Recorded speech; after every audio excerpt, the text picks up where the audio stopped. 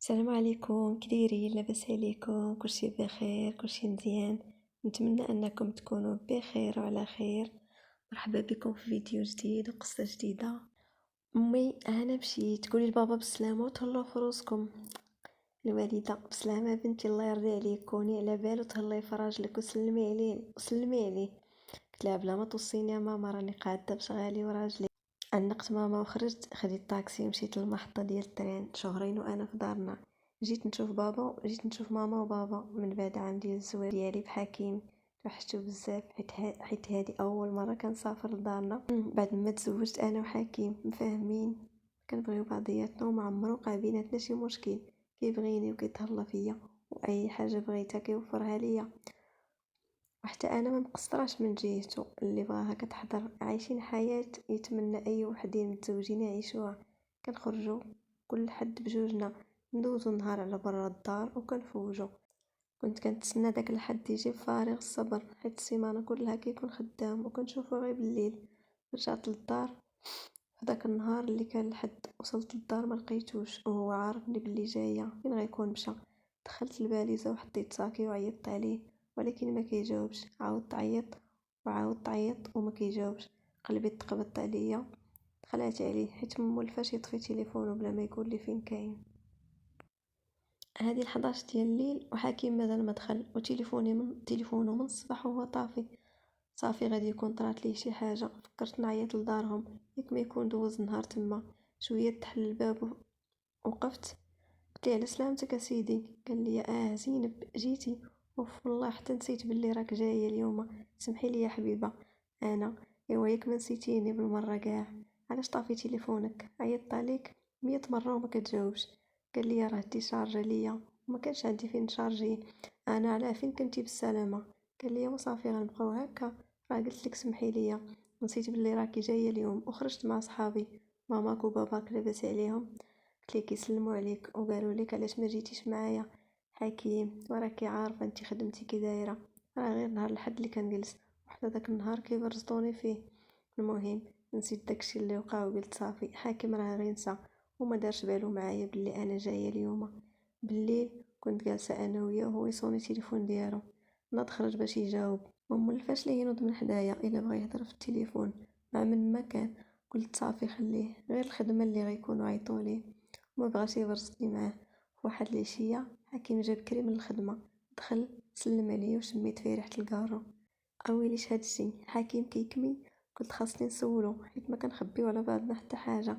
ملي سولتو قال لي بلي كان مع صحابو في القهوه، كانوا كيكميو وشدت فيه الريحه. ضيقتو حيت الثقه بيناتنا كبيره. مع الايام حكيم ما بقاش كيجي بكري للدار، ولا كيجي معطل. السبب اللي كيقول لي هو الخدمه، وانا بديت كنشك وحسيت بيه تبدل عليا. ما بقاش داك الراجل اللي كنت كنعرف قبل ما نمشي نشوف دارنا. حسيت باللي مخبي عليا شي حاجه وكيديرها من ورايا. ايوا وقررت نقولها ليه باش نعرف مالو وشنو اللي خلاه يولي بحال هكا. في واحد الليله كنت كنعقل، كانت السبت، كنا جالسين كنتفرجوا بجوج وبديت كنفكر واش نقول ليه داكشي اللي حسيت بيه ولا بلاش. خفت لا ما يكون والو غير انا اللي فيا الشك ونصدقوا في المشاكل ديال بصح. بقيت ساكته ولكن ما قدرتش نصبر. قلت لي: حكيم بغيت نقول لك شي حاجه. قال لي: وي قولي هاني كنسمع. قلت ليه: بغيت نعرف مالك، وليتي بحال هكا هاد الايامات؟ ما بقيتيش كتهضر معايا، ما بقيتيش مهتم بيا، وليتي كتعطل عليا بالليل، ما بقيتيش كنخرجوا في الويكاند انا وياك. قول لي واش مخبي عليا شي حاجه. قال لي: يا حبيبي الله يهديك، راه لما بقيناش كنخرجوا ووليت كنتعطل راه غير الخدمه ماشي لخاطري، ومن مصلحتنا بجوج. ملي جاوبني هكا صافي تيقنت باللي حكيم مخبي عليا شي حاجه، حيتاش تهرب من الجواب على انه ما بقاش كيهضر معايا بزاف وما بقاش كيهتم بيا كما كان في الاول. وهادو هما الاسئله اللي بغيتو يجاوبني عليهم. تهرب منهم. قلت ليه: واخا، ياك ديما كنقول لك خليني نخرج نخدم نعاونك. قال لي: لا عافاك زينب، هاد الموضوع هضرنا عليه قبل ما نتزوجوا، بلا ما نعاودو نهضروا فيه. قلت ليه: واخا اللي بغيتي. ونط مشيت للبيت وخليته وحده. ومن داك النهار قررت انني نراقبو ونعرف شنو تحت راسو. دازو يامات وحكيم باقي على حالته، تعطل بالليل وملي كيجي ريحه الكارو. ماشي غير الكارو، واحد النهار شميت فيه حتى ريحه الشراب. داك النهار جا مقلوب وما عارف شنو كيقول. دق في الباب وهو عنده الساروت. حليت عليه وشفت في عينيه حمرين، كان كيحاول يبين لي انه عادي. باش ما نعيقش بيه، ولكن كان كلشي باين. دخل مشى ديريكت لبيت النعاس، تلاح نعس بحوايجو، خشيت يدي في الجيب ديال السروال وجبت ليه التليفون. خرجت من البيت وبديت كنقلب، لقيت واحد النمرة مصوني عليها شي 4 المرات في هذا النهار. قيدتها عندي في التليفون وديت التليفون لبلاصتو. الصباح فاق مشى للخدمة، نط انا فطرت وخديت التليفون، قررت نصوني على ديك النمرة. بدا كيصوني التليفون وكنت كنتمنى في ديك اللحظة نسمع الصوت ديال الراجل، ويكون هذا غير صاحبه، ويكون الشكوك ديالي غير اوهام. لكن خاب ظني ملي سمعت الصوت ديال البنت كتقول الو شكون معايا. قطعت التليفون وطحت للارض كنبكي. كاع داكشي اللي شكيت فيه كان بصح. حكيم ما كانش كيبقى في الخدمه، كان كيمشي يسهر مع البنات وكيخوني معاهم، وحنا يلاه تزوجنا زعما. ما عرفتش راسي باش تبليت وعلاش حكيم كيدير هكا. وليت كنقول مع راسي واش انا خايبه، واش عمري رفضت ليه شي طلب. النهار كله انا في ديك الحاله بقيت بلا غدا. فكرت نقولها لماما، قلت بلاتي شويه وما نتسرعش حتى نشوف شنو غادي يقول. في الليل جا دخل ما تسوقش ليه حتى انا بحال الا كاع ما دخل. قال لي السلام عليكم، كاين شي عشاء؟ قلت ليه لا ما كاين والو، كنت مريضه، سير ديرو. مشى دخل الكوزينه ما لقى والو، مشى لبيت الناس الغد ليه كان الحد. ناض مع 10 وخرج. لبست دغيا ومشيت تبعتو، بقيت تابعه بلا ما يشوفني حتى دخل لواحد القهوه وبقى جالس شويه. جات عنده واحد البنت تكون عندها ما بين 18 حتى 20 سنه، سلمت عليه وجلست معاه شويه. ناضوا بجوج وخداو الطاكسي، خديت حتى انا الطاكسي وتبعتهم. نزلوا منه دخلوا لواحد العماره، مشيت كنجري حتى انا طلعت في العماره حتى شفت الشقه فين دخلوا. ومشيت بقيت واقفه حداها واحد المده وقررت ندخل عليهم باش حاكم يعرف راسو شنو دار ويعرف بلي انا ماشي حمار يضحك عليا. دقيت هو يحل الحكيم. زينب اش كديري هنا؟ ما جاوبتوش. دفعت الباب ودخلت. طليت في البيت لقيت البنت فوق الفراش وعريانه. ما هضرتش معاها، مشيت خرجت في حالي. حاول الحكيم يشدني، جريت ليه يدو وهبطت مع الدروج والدموع ما حبسوش من عيني. خديت الطاكسي للدار، كان هو وصل عليا حاول يمنعني. قلت لي حيد من قدامي يا الغدار، انت ما تستاهلش هادشي اللي صابره معك عليه. بدا حكيم كيقول لي غير اجي نشرح لك زينب، غير سمعيني. ما رديتش عليه وخرجت للطريق. خديت الطاكسي مشيت للمحطه وخديت التران. الطريق كلها وانا كنبكي. حكيم اللي حسبته راجلي وخويا وبابا وفيه كلشي وثقت فيه الثقه العمياء يدير لي هادشي. ما صدقش. كون جا شي واحد وعاود لي ما غنصدقوش، ولكن شفتو بعيني صافي حقدت عليه. وكان غير كنت مقصره من جهته، مهر ليا فيه في اي حاجه بغاها واللي حل عليها فمو كنوجدها ليه. تصدمت بزاف. وصلت للدار دخلت وعنقت ماما والدموع محبسوش. حسيت بلي شي حاجه واقعه، وقالت لي مالك بنتي شنو وقع، خصوصا بلي ماشي مده كبيره باش جيت لدارنا ودابا راني راجعه وبالي يزدي. سولاتني مالك يا بنتي كتبكي ياك لاباس؟ قولي لي اش طاري. انا والدموع في عيني. حكيمه ماما حكيم ما صدقش. مالو شنو دار ليك؟ والو ماما موقع والو، حصلتو كيخونني يا ماما. قالت لي فين هادشي وشكون قال لك هاد الهضره؟ ومازال كنبكي لا ماما راه شفتو بعيني ما قالها لي حتى حد. نقاتني ماما وبقات كتصبر فيا شويه. ملي تهدنت سولتها على بابا، قالت لي راه خرج وحنا كنهضروا بدا كيصوني التليفون. لقيتو حكيم وقطعت عليه، وعاود صونا وقطعت عليه في العشيه. جلسنا مجموعين وعيط على ماما وجاوباتو. قالت لي اش هادشي سمعت؟ واللي قالت لي زينب. بقى كيقول لها غير سوء تفاهم خالتي. ومن بعد قال لها دوزيها ليا. عطاتني ماما التليفون خديته وخرجت من حداهم للبيت الاخر وجاوبت. قلت لي اهلا سي حكيم، ساليتي معاها ولا مازال؟ قال لي شوفي يا زينب غير سمعيني نقول لك ونشرح لك. قلت لي ما عندك ما تشرح لي، راه شفتك بعيني. حكيم غير طلقني. قال لي واش عارفه شنو كتقولي وشنو كتخرجي من فمك؟ راه هذيك هي اللي معمرها غتكون. راني كنبغيك وعمرني نطلقك. قلت لي كون كنتي كتبغيني كاع ما نلقاك في ديك الحاله وتخونني وحنا يلا غير تزوجنا. حشومه عليك حكيم، جرحتيني وكذبتي عليا. واش عمرني درت لك شي حاجه ولا رفضت لك شي طلب؟ غير قول لي. قال لي سامحيني يا زينب، انت ما عمري نلقى بحالك. راه عرفت راسي غلط، ولكن كنوعدك ما عمرك تشوفي مني شي حاجه خايبه من اليوم. غير رجع للدار. قلت ليه بسلامة عليك حاكم وقطعت عليه. سيمانة دابا وانا في دارنا، والخبر وصلت حتى لدارهم. وداكشي اللي ما كانش باغي هو، حيت دارهم كيعرفوا عليه المعقول والصراحة. ما عمرهم غيتخيلوا ولدهم يدير شي حاجة بحال هكاك. التليفون ديما كيصوني وانا ما كنجاوبش. ما غنجاوبوش باش يعرف راسو شنو دار. في الويكاند كنت في الكوزينه في دارنا، سمعت الدقان، مشيت نشوف شكون، حليت الباب ولقيتو هو. شفت فيه ودخلت. حكيم: ياك زينب ما غتسلميش عليا؟ ما توحشتينيش؟ دخل مورايا وسد الباب. رجعت انا للكوزينه وما عرف باش تبليت. بصراحه توحشتو ولكن ما بغيتش نبين ليه. دخل لقى ماما في البيت كتفرج، سلم عليها وجلس. انا كنت في الكوزينه وكنطلع عليهم بلا ما يشوفوني وكنتصنت. شويه بدات معاه ماما الهضره. قالت ليه: ولدي حكيم، اش هاد المواصل اللي وصلتوا ليها انت ومرتك؟ قول لي شنو المشكل؟ ماشي حشومه دير ليها هادشي؟ نتوما باقيين زعما جداد وعاد مزوجين ما كملتو حتى عام. حكيم حاني راسو: عارف راسي غلطت خالتي، ودابا جيت نطلب منها السماحه وما عمرها تشوف مني العيب. غير هضري لي معاها ترجع وما يكون غير الخير. قالت لي: اش غنقول لك اولدي؟ شوفها هي الا بغات ترجع، اما انا ما عندي ما ندير ليها. وراه هضرت معاها ترجع وما بغاتش. ولكن حتى انت راه ما درتي فيها ما يصلح ولدي. بقى ساكت واحد المده. فينا هي دابا؟ واخا تعيطي عليها تجي نهضر معاها ونتفاهموا. قالت ليه: ماما سير عندها الكوزينه. قال لها: واخا خالتي. غير سمعت ماما قالت لي سير عندها الكوزينه، دخلت ودرت راسي كنغسل في الموالم وما مسوقاش. دخل عندي وعيط ليا: زينب وصافي الله يهديك، سامحيني انا غلطت في حقك، هذه اول مره واخر مره غنغلط، وخليني نشرح لك شنو كاين، راه ما خنتكش. قلت لي: شنو غادي تشرح لي يا حكيم؟ شنو غادي تشرح لي؟ راه شفت كلشي بعيني، راه تصدمت فيك، راه ما نقدرش نسامحك على هاد الغلط، راك ما واعيش واقيلا بداكشي اللي تسببتي ليا فيه ولا عائلتي. غير سير، ما نقدرش نرجع معاك دابا. حكيم: هذا هو كلامك الاخير زينب؟ قلت لي: هذا هو كلامي الاخر. خرج حكيم من الكوزينه وقال ماما بسلامه ومشى. قررت انا نبقى في دارنا حتى نفكر شنو ندير. المهم واحد النهار كنفطروا في الكوزينه انا وماما. كان عندي احساس غريب داك النهار، عيانه ومدقدقه.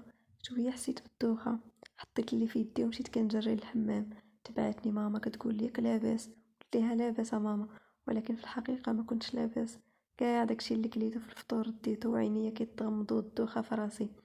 خرجت من الحمام، شافتني ماما في ديك الحاله تخلعات وقالت لي: خاصنا نمشيو عند الطبيب. لبست حوايجي وخرجنا. الطريق كامله وانا كنت مخلوعه لا يلقى عندي الطبيب الاعصاب او شي مرض. حيت تعصبت بزاف في هاد الايامات على داكشي اللي دار لي حكيم. وليت كنحس براسي وحدانيه في هاد الدنيا. كل ما كانتش ماما كل ما عرف شنو غيوقع لي.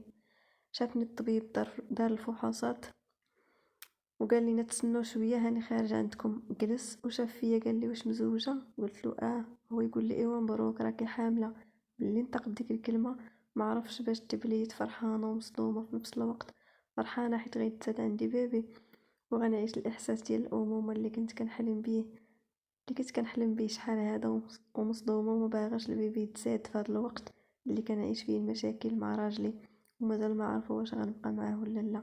شفت ماما وشافت فيا بحال الا فهماتني شنو بغيت نقول ليها. دارت عند الطبيب وقالت لي: الله يبارك فيك ولدي في بلاصتي، حيت انا ما بقيتش قادره نهضر. خرجنا من عند الطبيب ثلاثه بينا انا وماما والبيبي. ولا التفكير ديالو كله تغير جهة البيبي. غير دخلنا للدار مشيت لبيتي وبقيت كنقلب في كرشي وكنشوف فيها وكنبتسم.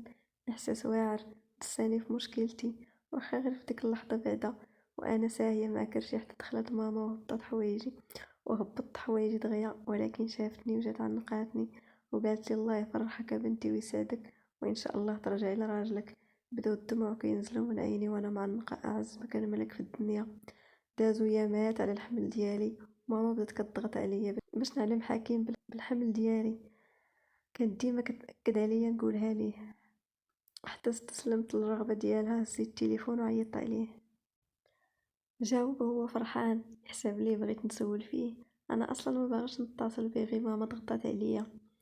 قال لي: الو زينب، كي راك؟ لاباس عليك؟ انا لاباس الحمد لله، وانت اش اخبارك؟ كنقول هاد الكلام واخا ما باغاش نقوله.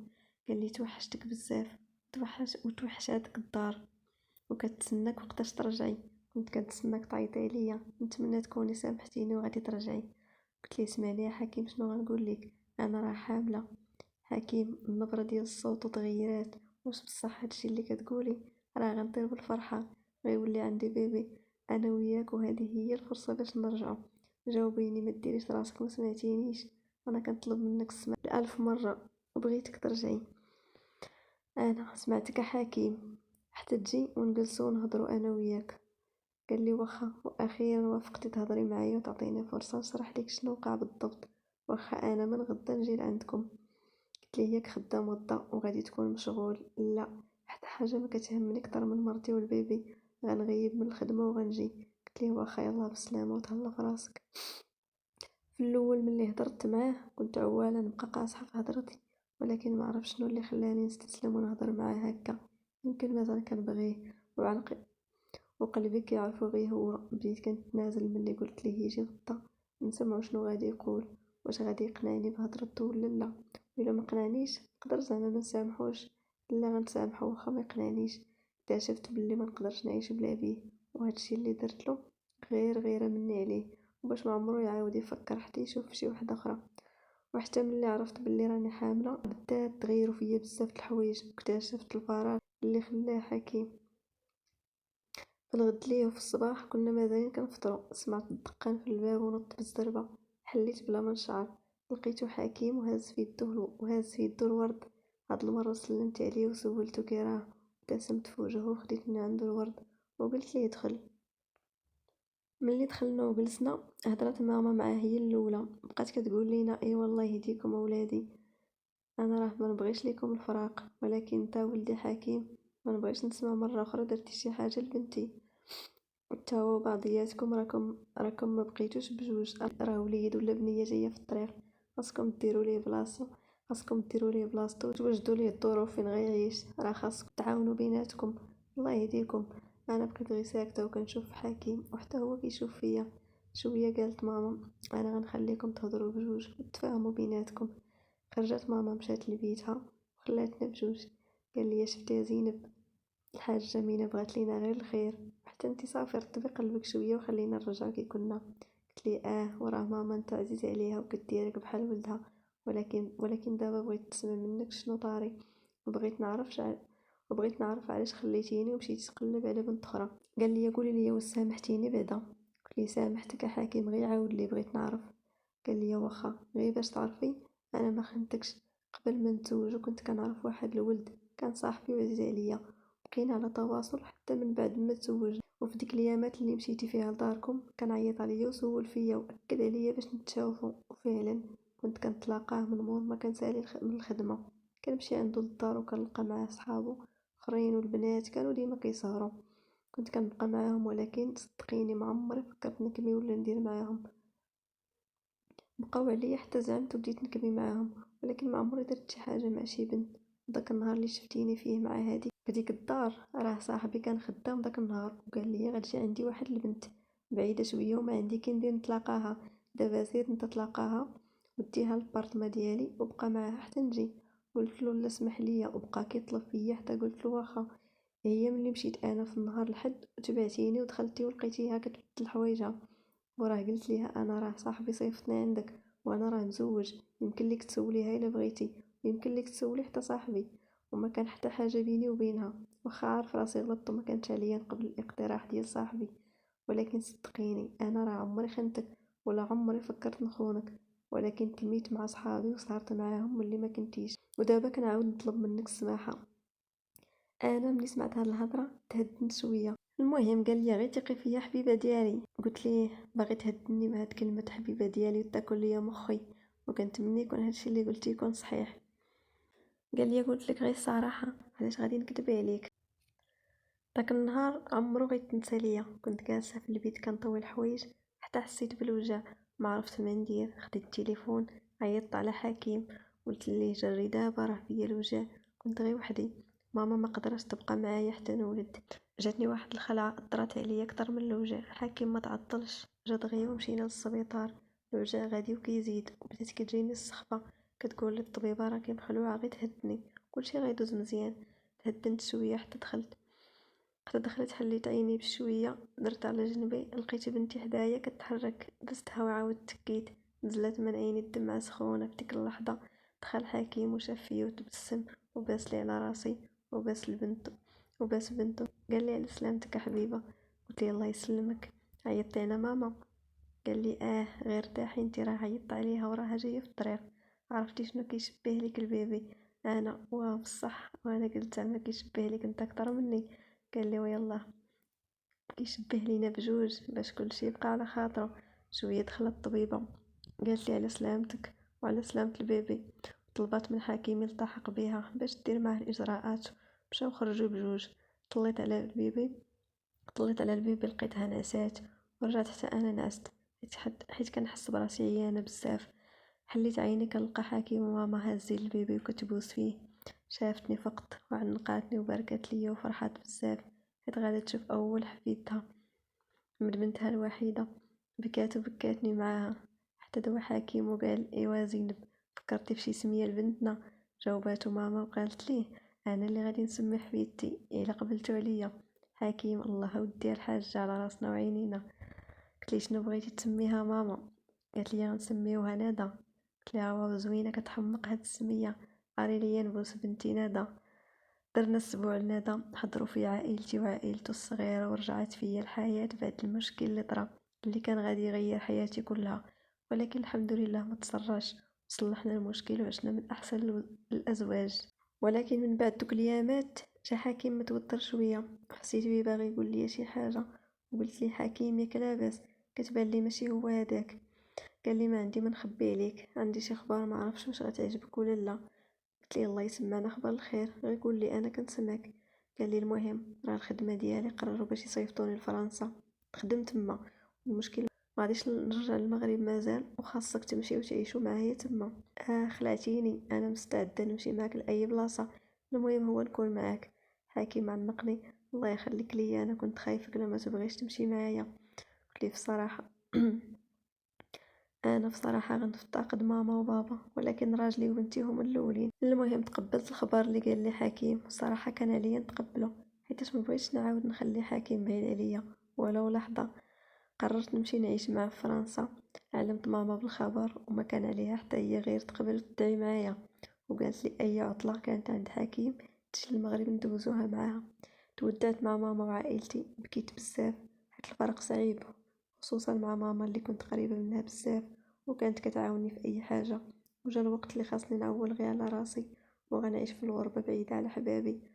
استقرينا في مدينه مرسيلينا، وحتى حكيم التحق بالخدمه ديالو. مشينا لباريس، شفت برج ايفل لاول مره، شفت مدينه اخرى وثقافه اخرى، وحاولت نتعايش معاهم. ندى مازال صغيره وبدات كتكبر، وعمرها كانت خاصها شي حاجه، وما عمرها كانت خاصنا شي حاجه من غير الحباب اللي ما كت... اللي ما كتبش نبقاو معاهم وحداهم. وعشنا ما تبقى في حياتنا فرنسا حنا بثلاثه.